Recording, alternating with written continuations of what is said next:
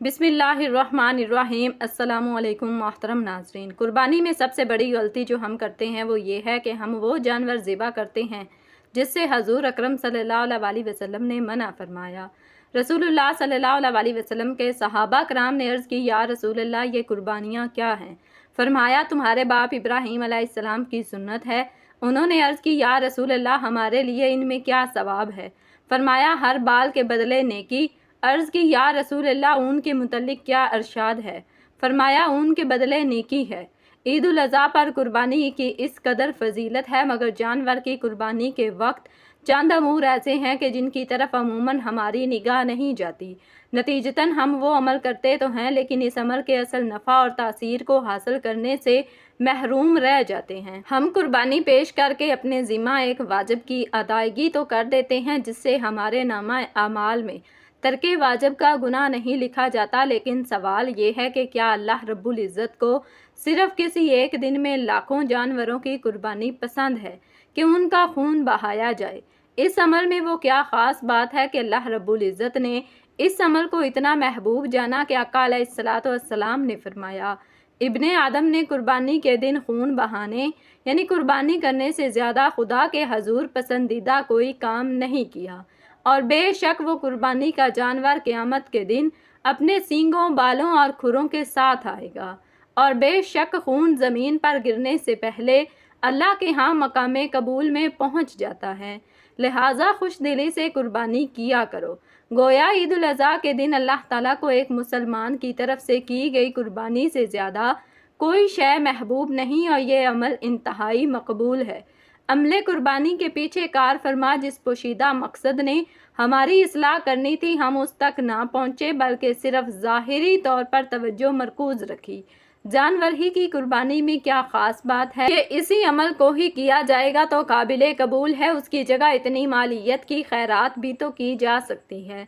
इस सवाल का जवाब ये है कि बात अगर खैरात की होती तो अल्लाह ताला इंसान से एक दिन में इतने जानवर ज़िबा ना करवाता, बल्कि उसका मॉडल तब्दील फरमा देता। लिहाजा ये बात फ़कत खैरात की नहीं है, बल्कि उसके अंदर कोई और राज पोशीदा है जिस पर हमारी निगाह नहीं जाती। दर्ज झैल रवायत से वो पोशीदा राज अयां होता है। आका अलैहिस्सलाम ने एक रोज़ सैयदा आयशा सदीक़ा रज़ी अल्लाह ताला अन्हा से फरमाया कि छुरी लाओ, फिर फरमाया इसे पत्थर पर तेज़ करो। मैंने तेज़ कर दी। आपने मेंढे को पहलू के बल लिटाया और ज़िबा किया। इस हदीसे मुबारका में दो अमूर काबिले तवज्जो हैं। अपनी कुर्बानी को ज़िबा करते हुए देखना, अपने हाथों से कुर्बानी करना। हमारा तर्ज अमल ये है कि हम ना अपने जानवर को खुद ज़िबा करते हैं और ना उसे ज़िबा होते हुए देखते हैं, यानी इस अमले कुर्बानी को अहमियत ही नहीं देते, इसमें दिलचस्पी नहीं लेते। हम कुर्बानी को बस एक खर्च समझते हैं कि जिस तरह साल में एक मर्तबा ज़कात दी जाती है, उसी तरह ये अमल भी साल का एक खर्च है जो हमने कर दिया है और हिस्सा डाल दिया है। हम इसे एक जुर्माना समझकर अदा करते हैं, हिस्सा डाल दिया और बस बात ख़त्म हो गई। हम इस अमले कुर्बानी की परवाह ही नहीं करते। हता के बाज़ लोग इसमें से खाना भी पसंद नहीं करते कि हम तो सारा साल गोश्त खाते हैं। दरअसल हमने अल्लाह की मर्ज़ी और मंशा समझी ही नहीं है कि वो हमसे ये कुर्बानी क्यों करवाता है। इस पर हमने कभी तवज्जो ही नहीं की। आका अलैहिस्सलातु वस्सलाम दो जानवरों की कुर्बानी देते और दोनों को अपने दस्ते मुबारक से खुद ज़िबा फरमाते। आप सल्लल्लाहु अलैहि वसल्लम सहाबा कराम रज़ी अल्लाह ताला अन्हुम को भी फरमा सकते थे, मगर आप सल्लल्लाहु अलैहि वसल्लम ने ऐसा ना किया, बल्कि आप सल्लल्लाहु अलैहि वसल्लम इस बात को पसंद फरमाते कि मैं अपने जानवर खुद ज़िबा करूं। इसलिए नहीं कि अपना काम है तो खुद अंजाम दिया जाए, बल्कि इसमें एक राज है। इस राज की तलाश में कुरान मजीद से सैयदना इब्राहीम अलैहिस्सलाम के ख्वाब का मुतालिया करें। हज़रत इब्राहीम अलैहिस्सलाम ने जब अपने साहबजादे सैयदना इस्माईल अलैहिस्सलाम को अपना ख्वाब सुनाया कि हज़रत इब्राहीम अलैहिस्सलाम ने फरमाया, ऐ मेरे बेटे, मैंने ख्वाब में देखता हूँ कि मैं तुझे ज़िबा कर रहा हूँ, सो गौर करो कि तुम्हारी क्या राय है। हज़रत इस्माईल अलैहिस्सलाम ने कहा कि अब्बा जान, वो काम फ़ौरन कर डालिए जिसका आपको हुक्म दिया जा रहा है। अगर अल्लाह ने चाहा तो आप मुझे सब्र करने वालों में से पाएंगे। जब हज़रत इब्राहीम अलैहिस्सलाम आपको कुर्बानी के लिए ले गए और ज़िबा करने लगे तो अल्लाह ताला ने उसी वक्त एक मेंढा उतारा और उसकी गर्दन पर छुरी चल गई। अल्लाह रब्बुल इज़्ज़त ने इरशाद फरमाया, और हमने एक बहुत बड़ी कुर्बानी के साथ اس کا فدیہ کر دیا، اور یوں سیدنا اسماعیل علیہ السلام کو اللہ نے محفوظ رکھا۔ سوال پیدا ہوتا ہے کہ اللہ تعالیٰ پہلے ہی جانور کی قربانی کا حکم دے دیتا، بیٹے کی قربانی کیوں مانگی؟ اس کے اندر پنہا پیغام یہ ہے کہ ہم جانور کی جو قربانی پیش کر رہے ہیں، یہ محض جانور کی قربانی نہیں، یہ تو جان کی قربانی ہے۔ اب یہاں ایک اور سوال پیدا ہوتا ہے کہ پھر اللہ نے حضرت ابراہیم علیہ السلام سے ان کی اپنی جان کی بجائے ان کے بیٹے کی جان کیوں مانگی؟ اس کا جواب یہ ہے کہ باپ کو بیٹے کی جان اپنی جان سے زیادہ عزیز ہوتی ہے۔ اللہ تعالیٰ نے جان مانگی تو انہوں نے آمادگی سے کہا کہ مولا میں تو تیری راہ میں قربان ہی ہوں، مگر یہ میرا بیٹا بھی قربان ہے۔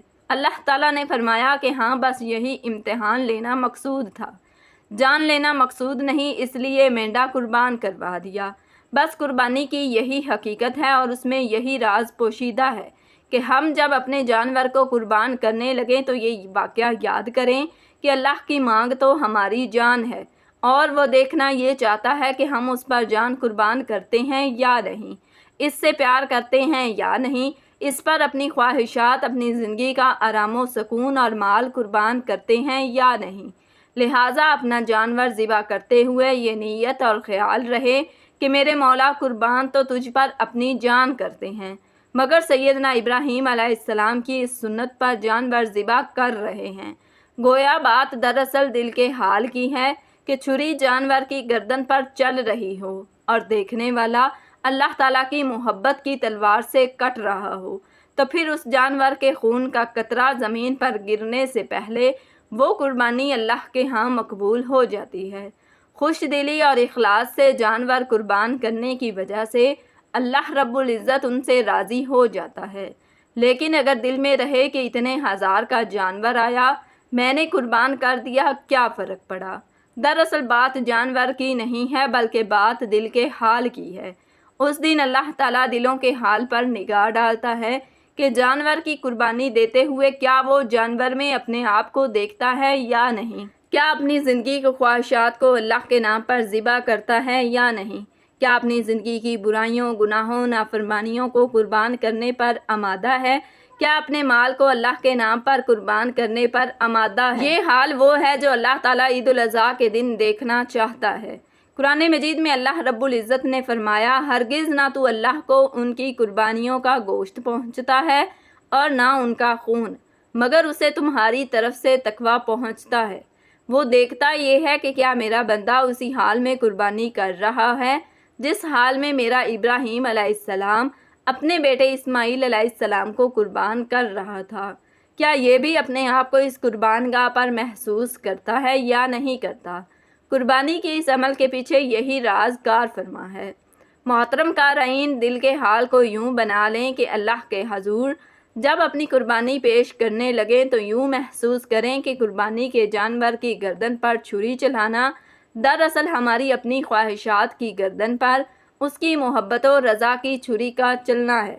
اس کے حضور دل کا ہر حال پکار کر کہہ رہا ہو کہ میرے مولا جس طرح یہ جانور لیٹا ہے، ہم بھی تیرے حضور اسی طرح عاجز و بے بس ہیں، جو تو چاہے ہمارے ساتھ کر، ہم تیری ہر عطا پر راضی ہیں، جو کچھ تو ہمیں دے یا ہم سے واپس لے لے، ہم ہر حال میں تجھ سے راضی ہیں۔